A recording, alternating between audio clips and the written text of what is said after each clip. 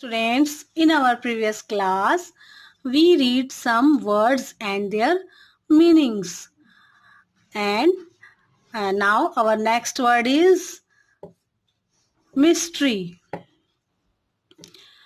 Means something difficult to understand or explain. Mystery is a noun. Mystery का मतलब होता है कुछ ऐसा जो किसी को समझने के लिए भी मुश्किल हो और किसी को बताने के लिए समझाने के लिए भी मुश्किल हो, तो ये वर्ड जो है ये मिस्ट्री कहलाती है। मिस्ट्री मतलब रहस्य। रहस्य हिंदी में हम इसको रहस्य भी कह सकते हैं। हाउ द मैन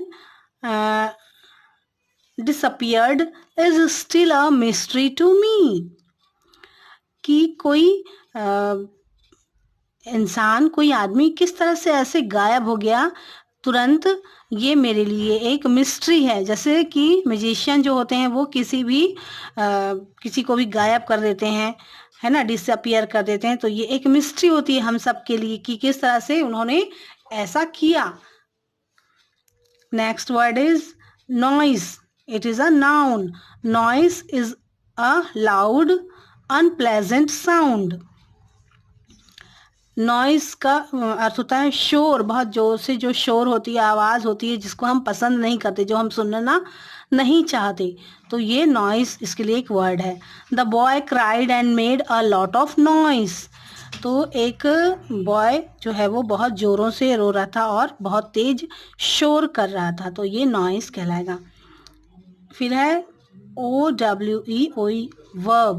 ये the O means you have to pay or give back something received from another.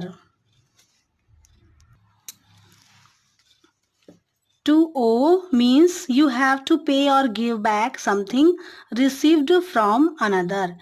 It means अगर आपने किसी से लिए हैं कुछ पैसे या कोई सामान तो उसे वापस करना, ये ओ कहलाता है। I remember I owe Ronak ₹200 which I borrowed last Monday।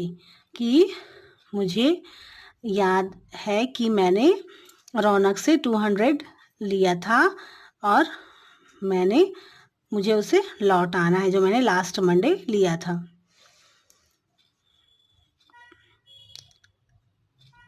Next word is punish. It is a verb.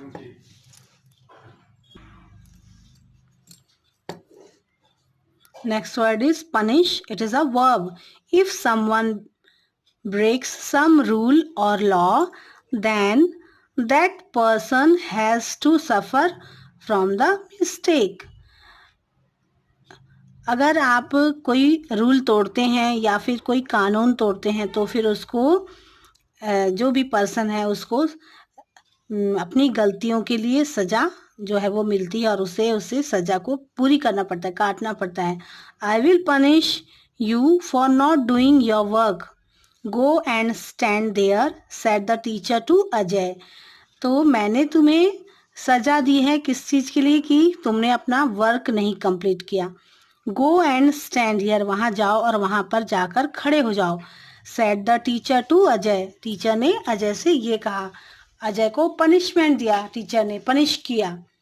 तो ये होता है पनिश का वर्ड। इस तरह सेंटेंस आप इस तरह से बना सकते हैं। ये एक वर्ब है punish. Next word is quite. It is adverb. When you want to say something is complete और very much, you use quite.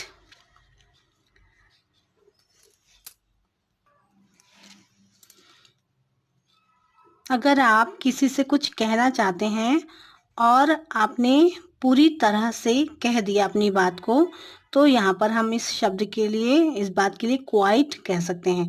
Deepak thought it was quite easy to learn skating.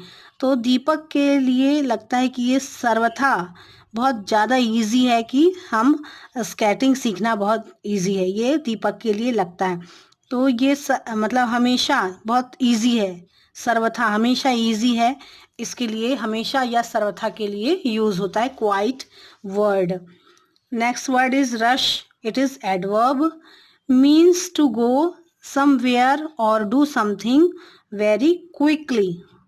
It means rush. अगर आप कहीं जाते हैं और कब सब कुछ, अगर आप किसी भीड़ वाली जगह पर जाना चाहते हैं तो फिर ये वर्ड जो है आपके लिए यूज होगा rush. He gets up late in the morning, then he must rush to catch his school bus.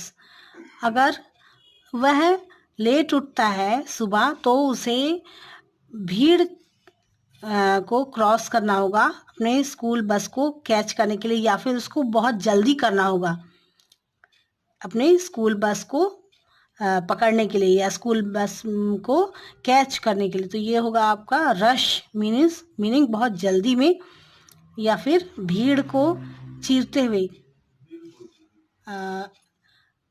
Okay, अगली क्लास में हम और वर्ड्स भी देखेंगे.